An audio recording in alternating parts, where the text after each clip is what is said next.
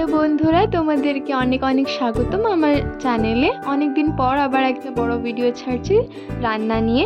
আজকে আমি সোয়াবিনের তরকারি করছি।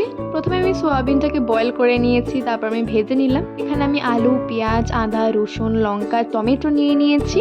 এগুলো আমি একটা পেস্ট বানাবো। একটা কড়াইতে আমি তেল দিয়ে দিয়েছি, দিয়ে আমি আলুগুলোকে কেটে এখানে আমি হলুদ দিয়ে দিয়েছি। এবার আমি আলুগুলোকে ভালো করে ভেজে নেব নুন দিয়ে। তারপর আমি এগুলোকে পেস্ট করে নেব।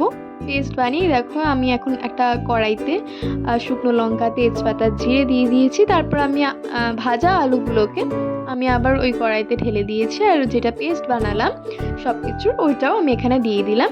একটু হলুদও দিয়ে দিলাম। এবার ভালো করে আমি এটিকে নাড়িয়ে নেব।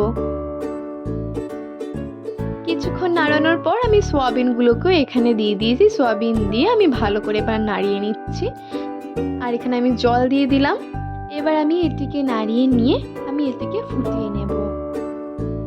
তো বন্ধুরা, আমার কিছু সমস্যার জন্য আমি এতদিন কোনো ভিডিও পোস্ট করতে পারিনি, তো তার জন্য খুব খুব ক্ষমাপ্রাপ্তি আমি। তো এখন দেখো এটা ভালো করে আধা ফোটানো হয়ে গেছে, তো এর জন্য আমি এখানে লবণ দিয়ে দিলাম। এবার ভালো করে আরেকটু ফুটিয়ে নেব। তো দেখো বন্ধুরা, আমাদের এখানে সোয়াবিনের তরকারি তৈরি হয়ে গেছে। আর সোয়াবিনের তরকারিটা লিটারালি খুব খুব ইয়ামি হয়েছিল, টেস্টি হয়েছিল। তো আজকের জন্য এইটুকু। আবার দেখাবো একটা অন্য ব্লগে। তোমরা অবশ্যই লাইক, সাবস্ক্রাইব আর কমেন্ট করতে ভুলবেন না। বাই।